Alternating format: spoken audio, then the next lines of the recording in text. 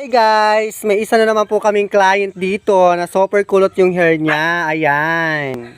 Hoy, buti na lang. Diba?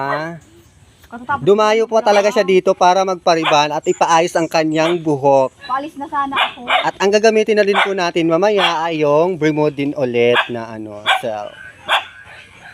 Ayan, nakikita nyo naman na super curl ang kanyang buhok. Pero dati, ako po yung nagriban nito nung una.